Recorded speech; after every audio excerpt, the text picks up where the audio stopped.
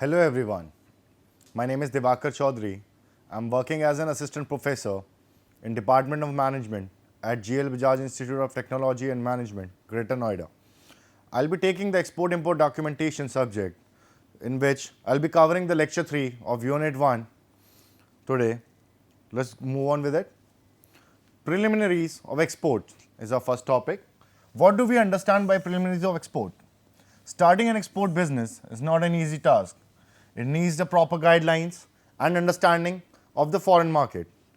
किसी भी export business को आगे बढ़ाने के लिए या शुरू करने के लिए हमेशा इतना ध्यान में रखना है कि ये कोई इजी टास्क नहीं होता है।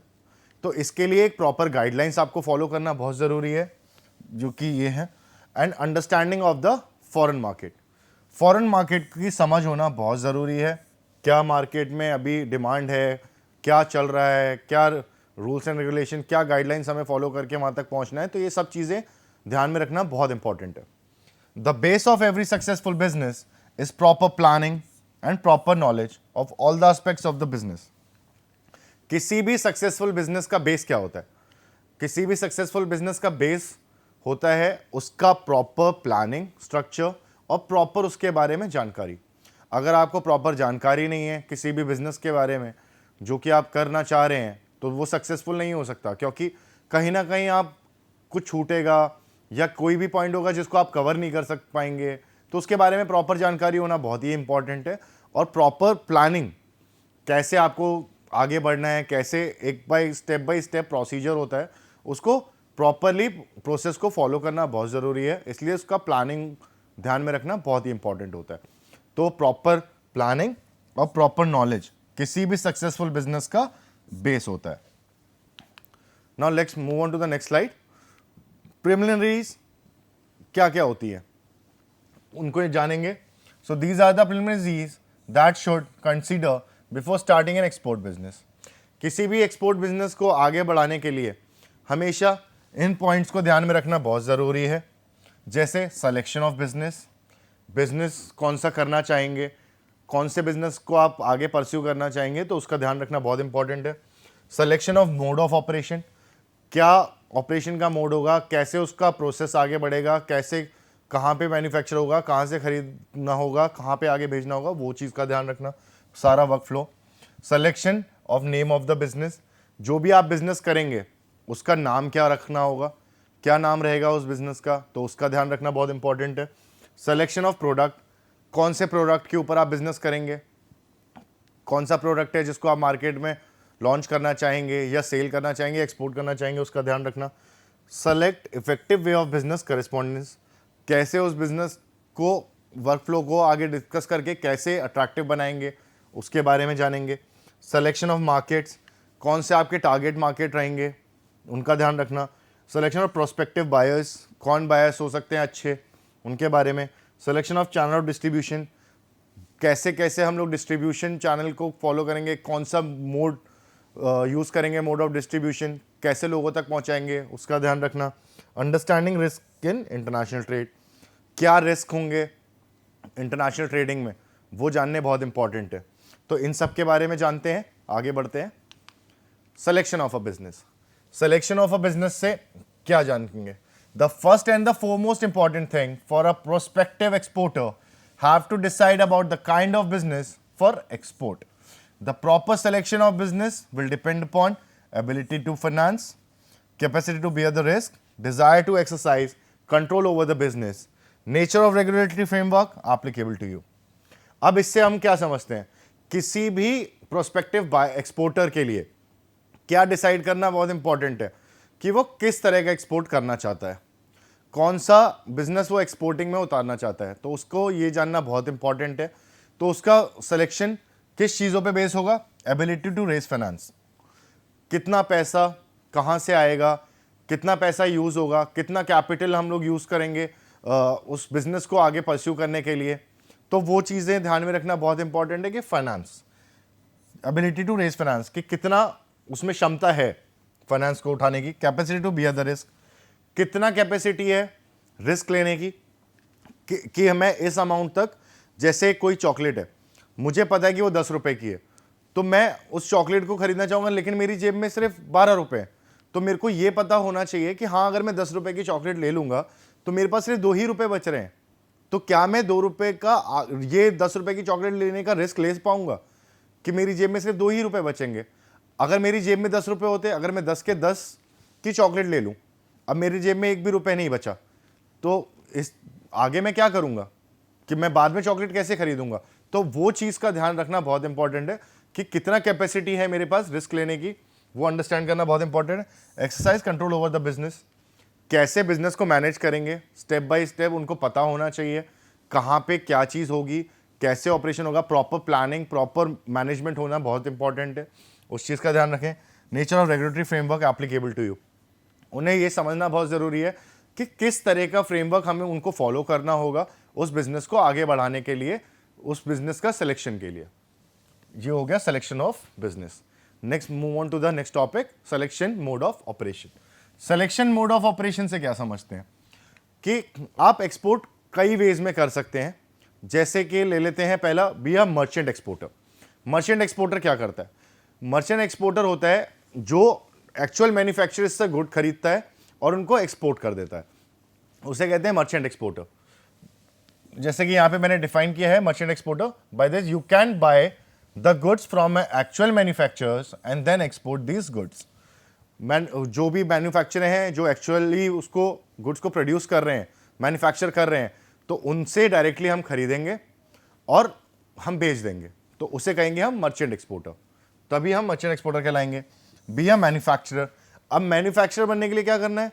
मैन्युफैक्चरर बनने के लिए आपको ये ध्यान में रखना है कि आप ही गुड्स को मैन्युफैक्चर करेंगे, उन्हें आप ही बनाएंगे और आप ही उसको एक्सपोर्ट करेंगे, तो ये रखना मैन्युफैक्चरर के लिए ध्यान में बहुत जरूरी है। Be a sales agent, commission agent और indenting agent. Sales agent, commission agent, indenting agent कौन होते हैं? ये वो लोग होते हैं जो किसी भी सेलर से गुड्स परचेज करते हैं और उसको उनके गुड्स को एक्सपोर्ट कर देते हैं कमीशन चार्ज करके। By this you can export the goods on behalf of another seller and charging commission. किसी भी और सेलर से गुड्स लेकर के उनके गुड्स को एक्सपोर्ट कर देना कमीशन चार्ज करके, तो वो कहलाएगा सेल्स एजेंट, कमीशन एजेंट और indenting agent. Now let's move on to the next topic, that is selection name for the business. अब सिलेक्शन कैसे करेंगे एक बिजनेस के नाम का? उसका नाम लिखने के लिए बहुत जरूरी है ये चीज ध्यान में रखना कि जो भी फाइनल डिसीजन है कि कौन सा बिजनेस ऑर्गेनाइजेशन रहेगा, उस चीज के बारे में एक बिजनेस को नाम देना बहुत ही इंपॉर्टेंट टास्क होता है किसी भी एक्सपोर्टर के लिए। क्यों? क्योंकि वो नेम होता है जो उसके नेचर ऑफ बिजनेस को डिफाइन करता है, जो उसके बारे में आपको जानकारी देता है, उसके प्रोडक्ट्स को अट्रैक्टिव बनाता है। बिजनेस का नेम बहुत ही इंपॉर्टेंट टास्क होता है किसी भी एक्सपोर्टर के लिए। तो उसमें क्या चीजें फॉलो करना बहुत जरूरी है?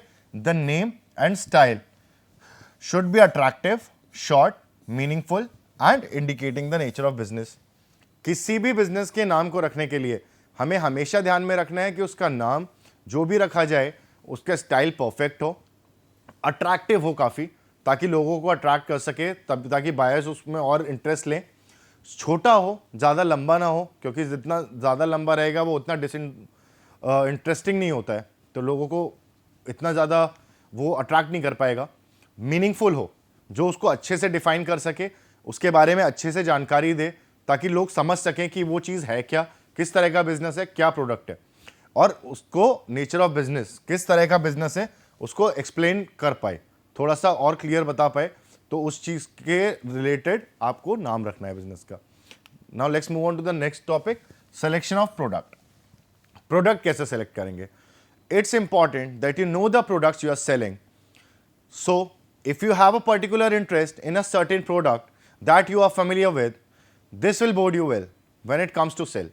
It will be effectively targeting the right markets. अगर आपको जो प्रोडक्ट सेल करना है उसके बारे में आपको अच्छे से जानकारी है, आपको पूरा सब कुछ पता है उसके बारे में, और आपका एक पर्टिकुलर इंटरेस्ट है उस एक सर्टेन प्रोडक्ट को लेकर के, तो आपके लिए उसको प्रोडक्ट को सेल करना बहुत ईजी हो जाएगा, क्योंकि आपको उसके बारे में सब कुछ नॉलेज तो है ही और उसके बारे में आपको सारा आइडिया है। तो आप उसको और अच्छे से अपने बायर को एक्सप्लेन कर पाएंगे और प्रॉपरली जो उसकी राइट टारगेट मार्केट है, कि जैसे कि चॉकलेट्स है वो छोटे बच्चे ज़्यादा प्रेफर करते हैं, तो मैं छोटे बच्चों को अगर मैं टारगेट करना चाहता हूँ तो मेरे को चॉकलेट के बारे में पता है कि हाँ ये चॉकलेट है, ये ऐसे होती है, ये ऐसे टेस्ट करती है, तो उन बच्चों को मेरे को समझाना और ईजी हो जाएगा।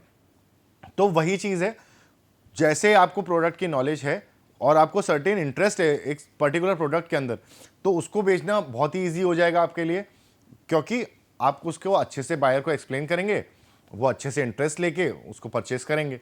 तो टारगेट मार्केट सेलेक्ट करना बहुत ही ईजी हो जाता है effectively. Now let's move on to the selected product must be in demand in the countries where it is to be exported. इतना ध्यान में रखना बहुत ज़रूरी है कि जो भी कंट्री में हम उसको प्रोडक्ट को एक्सपोर्ट करने वाले हैं, उस कंट्री में उस प्रोडक्ट की डिमांड होना बहुत ज़रूरी है। अगर उसकी डिमांड नहीं है तो हमारा भेजना कोई यूज़ नहीं है। तो उसका ध्यान रखना बहुत इंपॉर्टेंट है कि जो भी हम प्रोडक्ट को भेजेंगे उसकी डिमांड इंपॉर्टेंट है। Beside, while selecting the product, it has to be ensured that you are familiar with the government policy and regulation in respect of product selected for export. इतना ध्यान में रखना बहुत इंपॉर्टेंट है कि जो गवर्नमेंट की पॉलिसी है और जो रेगुलेशंस बनाए हुए हैं वो उस सेलेक्ट जो प्रोडक्ट हमने सेलेक्ट किया है वो फॉल आउट होना चाहिए उसके अंदर। उससे अगर अवॉइड कर रहा है, अगर उसको खिलाफ वो जा रहा है, तो सेलेक्ट करना उसको किसी यूज़ का नहीं है। इसलिए हमेशा ध्यान में रखना ये बहुत इंपॉर्टेंट है कि गवर्नमेंट पॉलिसी और रेगुलेशंस के रिस्पेक्ट कर रहा हो। As well as you should also know important regulations in respect of such commodities by the importing countries. जो भी इंपोर्टिंग कंट्रीज है, इन कम्युनिटीज़ के बारे में नॉलेज होना बहुत ज़रूरी है, उसके इंपोर्ट रेगुलेशंस के बारे में। अगर उनके बारे में जानकारी नहीं है तो आगे इश्यूज़ फेस करने पड़ सकते हैं, इसलिए उनके बारे में नॉलेज रखना बहुत ही इंपॉर्टेंट है, तो इसका ध्यान रखा जाए। Select effective way of business correspondence. अब आप बिजनेस करेस्पॉन्डेंस कैसे कर सकते हैं कि हमेशा ध्यान में रखना है कि you must always keep in mind that the aim of your business correspondence is not only to finalise the buyer's order but also to obtain the necessary information about the buyer's expectations from your product. इतना हमेशा ध्यान में रखें कि जो भी आप business कर रहे हैं उसका एम खाली बायर के ऑर्डर को फुलफिल करना नहीं है। उससे हमेशा ये ध्यान में रखें कि उसका ऑर्डर तो आप फुलफिल कर ही रहे हैं, उसका आगे जानकारी लेना बहुत इंपॉर्टेंट है कि क्या उसकी एक्सपेक्टेशंस है उस प्रोडक्ट को लेकर के, कि उसकी एक्सपेक्टेशंस मीट भी हो पा रही हैं या नहीं हो पा रही हैं, या उसको और बेटर कैसे बनाया जा सकता है ताकि वो और ज़्यादा इंटरेस्ट ले उस प्रोडक्ट में और उसकी जो भी एक्सपेक्टेशंस है उस प्रोडक्ट को लेकर के वो पूरी हो सके। ये ध्यान में रखना बहुत इंपॉर्टेंट है। The best way of correspondence is that you must use a beautiful letterhead on airmail paper and a good envelope, nicely printed, giving fully particulars about your firm's name, telephone, telex, fax number, etc. हमेशा ध्यान में रखें कि correspondence का best way क्या हो सकता है। बेस्ट वे हो सकता है एक ब्यूटीफुल लेटरहेड एयरमेल पेपर पे बनाया जाए जो कि अट्रैक्टिव लगे और एक अच्छा सा एनवेलप हो जिसके ऊपर आपका प्रॉपरली अच्छे से जो भी नाम, फर्म का एड्रेस, टेलीफोन नंबर, सब चीज़ें बहुत ही क्लियरली और अच्छे से मेंशन्ड हो, अच्छे फॉन्ट्स में हो, काफ़ी अट्रैक्टिव लगना चाहिए। तो वो चीज़ें आपके लिए बहुत ही करेस्पॉन्डेंस में हेल्प करेंगी। Your language should be polite, soft, brief and to the point, giving a very clear picture of the subject to be put before the customer and preferably in the language of the importing country. कोशिश करें हमेशा कि जो language है उसमें written वो हमेशा polite होनी चाहिए, सॉफ्ट होनी चाहिए और छोटी होनी चाहिए, ताकि जो भी हम लोग पॉइंट समझाना चाहें वो हमेशा टू द पॉइंट होना चाहिए। अगर आप घुमाएंगे फिराएंगे चीज़ों को तो समझने में प्रॉब्लम होगी, इसीलिए क्लियर रहें जो भी आप लैंग्वेज यूज़ करें और कोशिश करें कि जो इंपोर्टिंग कंट्री की जो भी लैंग्वेज है उसी लैंग्वेज में अगर बात करें तो ज़्यादा अच्छा रहेगा, क्योंकि वो और बेटर अंडरस्टैंडिंग दे पाएगा उस चीज़ को। तो हमें बेसिकली उसका सब्जेक्टिव पूरा पिक्चर क्लियर रखना है उनके सामने, ताकि और उन्हीं से अच्छे छोटे से वर्डिंग्स में सॉफ्ट पोलाइट भाषा के अंदर यूज़ करके उनको टू द पॉइंट क्लियर समझाना है उनके बारे में जो भी चीज़ें हैं, और कोशिश करें इंपोर्टिंग कंट्रीज़ की लैंग्वेज को ही यूज़ करें। Now let's move on to the next topic, selection of markets. When we talk about the selection of market, foreign markets should be selected very carefully. Foreign की market हमेशा बहुत ही ध्यान से choose करनी चाहिए। You must consider the various factors like political embargo, scope of exporter selected, product demand stability, preferential treatment to be products from developing countries, market penetration by competitive countries and products, distance of potential market, transport problems, language problems, tariff, non-tariff barriers, distribution infrastructure, size of demand in the market, expected lifespan of market and product requirements, sales and distribution channels.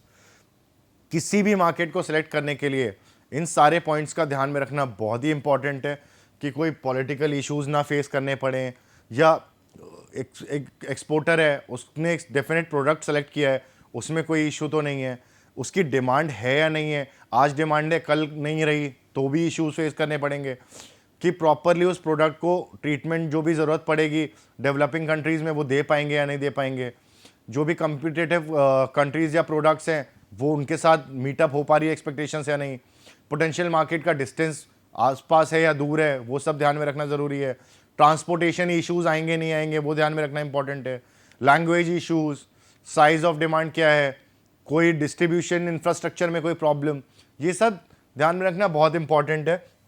इसके अलावा this purpose you should collect adequate market information before selecting one और मोर target markets.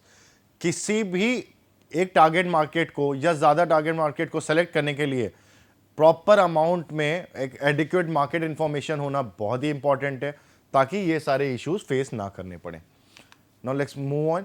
This information can be collected from the following sources. ये information कहाँ से मिलेगी आपको? ये information आपको यहाँ से मिल सकती है. Export promotion council EPCs commodity board से मिल सकती है, federation of India export organisation से मिल सकती है, इसको FIEO भी कहा जाता है, Indian institute of foreign trade IIFT से भी मिल सकती है, Indian trade promotion organisation ITPO से भी मिल सकती है, इंडियन एम्बेसीज अब्रॉड से भी मिल सकती हैं, फॉरेन एम्बेसीज इन इंडिया से भी मिल सकती हैं, इंपोर्ट प्रमोशन इंस्टीट्यूशंस अब्रॉड से भी मिल सकती हैं, overseas chambers of commerce and industries से भी मिल सकती हैं, वेरियस डायरेक्ट कंट्रीज जर्नल्स के थ्रू मिल सकती हैं, मार्केट सर्वे रिपोर्ट्स के थ्रू मिल सकती हैं. तो इन सारे सोर्सेस के थ्रू हमें इंफॉर्मेशन मिल सकती है. किसके बारे में? सिलेक्शन ऑफ मार्केट के बारे में. Now let's move on to the next topic, selection of prospective buyers. Prospective buyers आप सेलेक्ट कैसे करेंगे? You can collect addresses of the prospective buyers of the commodity from the following sources. आप इन sources के through ये चीज ध्यान में रख सकते हैं. Enquiries from the friends and relatives और other acquaintances residing in foreign countries. किसी भी प्रोस्पेक्टिव बायर के बारे में अगर आपको जानकारी चाहिए तो उनके एड्रेसेस वगैरह कलेक्ट कीजिए, दोस्तों से इंक्वायरी कीजिए, रिलेटिव से इंक्वायरी कीजिए, या जो लोग फॉरेन में रह रहे हैं उन लोगों से जानकारी करने की कोशिश कीजिए, ठीक? तो उससे आपको प्रोस्पेक्टिव बायर्स का पता चलेगा. आप विजिट कीजिए, पार्टिसिपेट कीजिए इंटरनेशनल ट्रेड फेयर्स के अंदर और एग्जीबिशंस के अंदर या अब्रॉड, तो उनके थ्रू आपको बायर्स का मालूम पड़ेगा कि हाँ ये बायर्स हैं, ये इस प्रोडक्ट में डील कर रहे हैं, तो उनके बारे में मालूम होगा. Contact with the EPC commodity boards and other government agencies. इन लोगों से एक्सपोर्ट EPCs में आप कॉन्टैक्ट कर सकते हैं, कमोडिटी बोर्ड से जानकारी ले सकते हैं या गवर्नमेंट एजेंसीज के थ्रू जानकारी ले सकते हैं प्रोस्पेक्टिव बायर्स के बारे में. Sorry. Now let's move on to the next slide.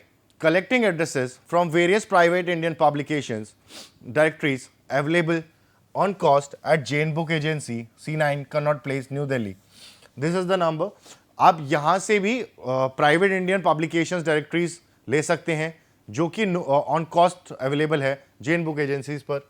Collecting information from international trade directories, journals, periodicals available in the libraries of DGCI and statistics, IIFT, EPCs, ITPO, etc. इनसे जानकारी मिल सकती है. Making contacts with trade representatives of overseas government in India and Indian trade and other representative international trade development authorities abroad. Reading bi-weekly, fortnightly, monthly bulletins such as Indian Trade Journal, Export Service Bulletin, bulletins and magazines issued and published by Federation of Exporters Organizations, ITPO, EPCs, Commodity Boards and other allied agencies. इन सब से आप सब कुछ ये जानकारियाँ प्राप्त कर सकते हैं प्रोस्पेक्टिव बायर्स के बारे में. विजिट कर सकते हैं एम्बेसीज को, कंसल्ट्स को, of other countries and taking note of addresses of importers for product propose to be exported. उनके एड्रेसेस नोट डाउन करके उनको इंपोर्ट जो भी करना है प्रोडक्ट को, उनको प्रॉपरली प्रपोजल दिखा सकते हैं, एडवर्टाइज कर सकते हैं न्यूज़पेपर में, having overseas editions and other foreign newspapers and magazines, contacting authorised dealers in foreign exchange with whom exporter is maintain a bank account. इन सारे मीडियम्स के थ्रू आप क्या कर सकते हैं, इन सारे मीडियम्स के थ्रू आप प्रोस्पेक्टिव बायर्स का सेलेक्ट कर सकते हैं। Now let's move on to the next topic, selection of channel of distribution.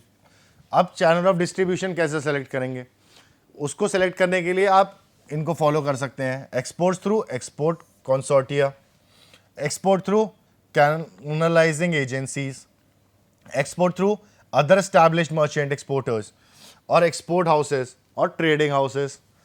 Direct export भी कर सकते हैं, export through overseas sales agency, इनके थ्रू भी एक्सपोर्ट किया जा सकता है। तो ये हो गए आपके चैनल ऑफ डिस्ट्रीब्यूशंस। अब इसके बाद after the selection of channels of distribution you should negotiate with them without any conflict. इनके साथ नेगोशिएशंस के अंदर बिना कॉन्फ्लिक्ट के आपको नेगोशिएट करना होता है। Finally when you receive a confirm order from your prospective buyer you should proceed to enter into a formal export contract with the overseas buyer. जब आपको एक कंफर्म ऑर्डर मिल जाए आपके प्रोस्पेक्टिव बायर के थ्रू, तो ये ध्यान में रखें कि उसके बाद में आप प्रोसीड करें एक फॉर्मल एक्सपोर्ट कॉन्ट्रैक्ट बनाने के लिए कि जो आपका ओवरसीज बायर है उसके साथ। An export contract should not contain an ambiguity regarding the exact specifications of goods and terms of sale, including export price, mode of payment, storage and distribution methods, type of packaging, port of shipment, delivery schedule, etc. आप ध्यान में रखें कि जो आपका export contract होगा उसके अंदर ये चीज़ का आपको स्पेसिफिकली ध्यान रखना है कि उसके अंदर जो भी आपके गुड्स के स्पेसिफिकेशंस हैं या टर्म ऑफ सेल हैं या एक्सपोर्ट प्राइस हो गया, मोड ऑफ पेमेंट हो गया, स्टोरेज हो गया, डिस्ट्रीब्यूशन मेथड हो गया, type of packaging, port of shipment, delivery schedule, ये सब उस पर मेंशन ना हो। तो इसका ध्यान रखना बहुत इंपॉर्टेंट है। अब understanding risk in international trade. International trade में रिस्क क्या हो सकते हैं? While selling abroad you must consider the following risk. कभी भी आप बाहर अब्रॉड में सेल आउट करेंगे कोई भी प्रोडक्ट को, तो इतना ध्यान में रखना आपको बहुत ज़रूरी है कि क्रेडिट रिस्क हो सकता है, करेंसी रिस्क हो सकता है, कैरेज रिस्क हो सकता है, कंट्री रिस्क हो सकता है। ये रिस्क इंश्योर्ड किए जा सकते हैं to a great extent by taking appropriate steps. इनको जो भी ये रिस्क है इनको इंश्योर किया जा सकता है, लेकिन प्रॉपरली स्टेप्स फॉलो करने उसके लिए। तो क्रेडिट रिस्क का ध्यान रखें, करेंसी रिस्क का ध्यान रखें, कैरेज रिस्क का ध्यान रखें और कंट्री रिस्क का ध्यान रखें। अब हम एक बार ओवरव्यू पे जाएंगे इसके क्या क्या हम लोगों ने कवर किया है। आज हम लोगों ने कवर किया है प्रिलिमिनरीज ऑफ एक्सपोर्ट। इसके अंदर ये जाना कि कोई भी एक्सपोर्ट बिजनेस इजी टास्क नहीं होता है, प्रॉपर गाइडलाइंस को फॉलो करना बहुत ज़रूरी है और फॉरेन मार्केट को समझना बहुत इंपॉर्टेंट है। उसके बाद में selection of business. Selection of business के अंदर कि कैसे हम लोगों को एक बिजनेस को चूज़ करना है उसके बारे में प्रॉपर जानकारी होना बहुत इंपॉर्टेंट है, और तभी जो भी हमारे प्रोस्पेक्टिव एक्सपोर्टर हैं तभी वो डिसाइड कर सकते हैं कि वो किस तरह का बिजनेस एक्सपोर्ट करना चाहते हैं। अब selection mode of operation. Mode of operation क्या होगा? मैन्युफैक्चरर से होगा बन के होगा, या सेल्स एजेंट बन के होगा, या मर्चेंट एक्सपोर्टर बन के होगा, ये डिसीजन लिया जाएगा। Selection of name of the business. Name क्या रहेगा बिजनेस का, उस चीज़ का ध्यान रखना इंपॉर्टेंट है। फिर प्रोडक्ट सेलेक्ट करना, सिलेक्शन ऑफ प्रोडक्ट, उसके बारे में प्रॉपर जानकारी रखना ताकि वो सेल आउट करने के लिए बहुत इजी हो जाए। Select effective way of business correspondence. क्या इफेक्टिव वेज हम यूज़ कर सकते हैं एक बिजनेस करेस्पॉन्डेंस के लिए। सिलेक्शन ऑफ मार्केट्स, क्या हमारी टारगेट मार्केट रहेंगी, क्या नहीं रहेंगी, उनके बारे में ये हम लोगों ने पढ़ा। फिर सिलेक्शन ऑफ प्रोस्पेक्टिव बायर्स कौन होंगे। फिर selection of channel of distribution क्या रहेगा हमारा, उसके बारे में जानना। फिर क्या क्या रिस्क है जो एक इंटरनेशनल ट्रेड के अंदर आ सकते हैं उसके बारे में जानना। जो भी रेफरेंसेस हैं आप इन रेफरेंसेस को यूज़ कर सकते हैं। Thank you.